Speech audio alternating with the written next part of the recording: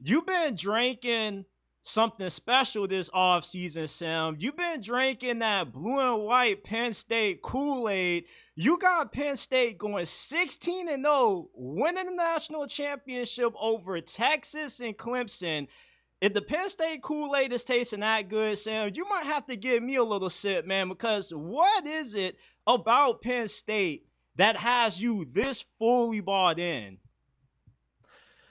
It is the fact that they have the best coordinator duo in recent memory. They got Kotelnicki on offense, and they got Knowles on defense. It is the fact that they have potentially round one, pick one in Drew Allar. Now that's just potential, but the fact they even are in that conversation at quarterback is pretty incredible. They have the best running back duo in the nation, and only Notre Dame can say that. It's them and Notre Dame. I don't think anyone else, at least preseason wise, can say that. It's the same on the offensive line, except Penn State returns more than Notre Dame. Does anyone else who's watching this know that Penn State has 70% of their offensive line made up of 4 and 5 stars? That is 20 percentage points higher than Oregon, 30 percentage points higher than Ohio State. It is way higher than Michigan. They blow the conference out of the water in O-line recruiting. It's also way higher than like even Texas's O-line blue chip ratio, which I kind of found is strange, but that's beside the point. This offense is going to be loaded. The defensive line, it isn't as deep as Clemson or maybe Georgia or Texas in terms of like talent, but that starting four, I think, could be number one in America. And then they got AJ Harris, who I think is going to be elite early 2026 round one pick by NFL draft projections. And their special teams should be better because they bring everyone back.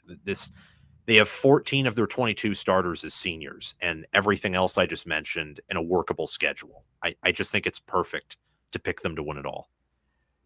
You see, I want to sip the Penn State Kool-Aid with you, Sam, and I can see a world where Penn State runs the table because this probably, would you agree, is the best Penn State team that they've had since they last won a national championship, which was like what, 81?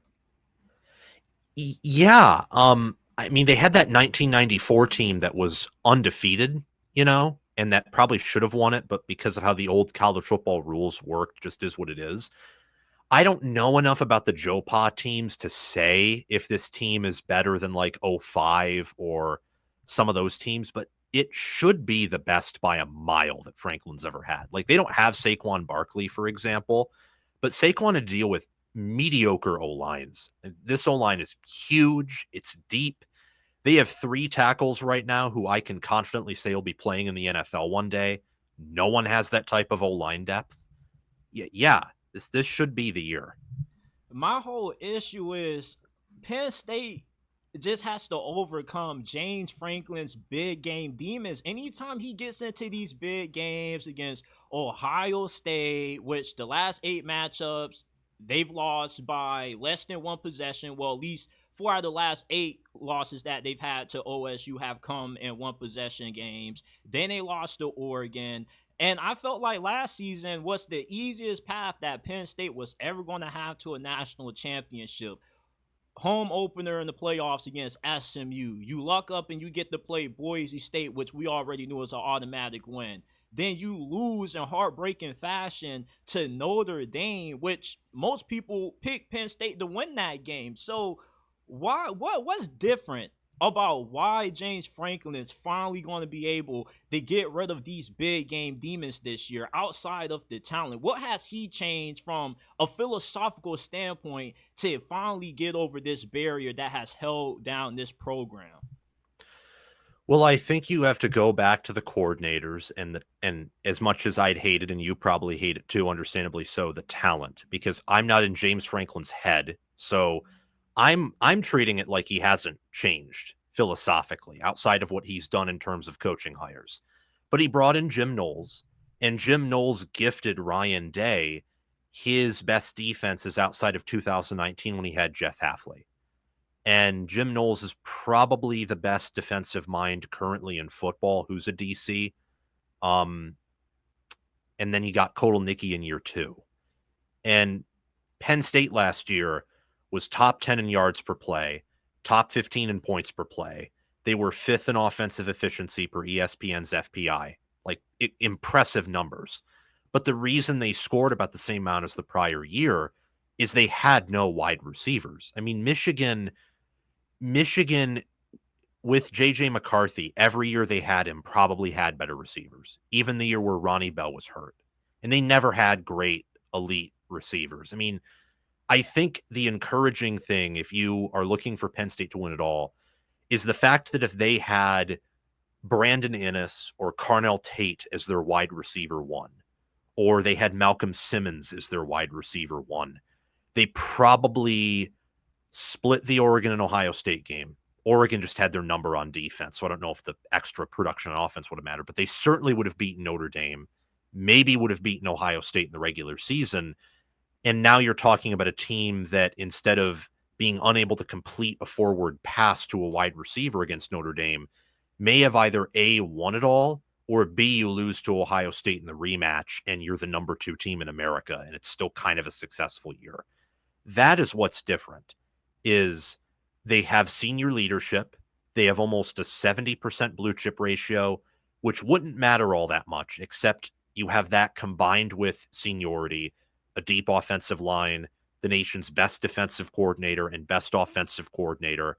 And a fun fact about this Penn State staff is the only defensive coordinator to prevent Kotelnicki from scoring an offensive touchdown against his defense is Jim Knowles.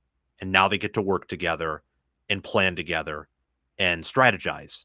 And Kotelnicki especially can probably learn from Knowles, like, hey, what was I doing wrong? That's where I'm at with Penn State. Is Franklin is, yes, a dud. He is a negative in big games. However, a lot of that at times is due to the fact that he has inferior talent, which circles back to him. That's his fault.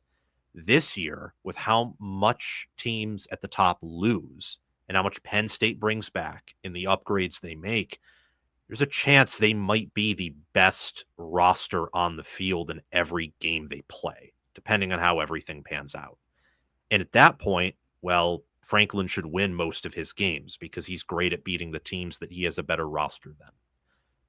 You almost have me wanting to take a sip of that Penn State Kool-Aid, Sam. It's like, the way you're selling it sounds good. It really does. And I'm kind of 70% there with you. It's just more so, I've never felt there's been a better quarterback head coach tandem than James Franklin and Drew Allar, because they both have the same perception about each other from the eyes of the public. They're both overrated.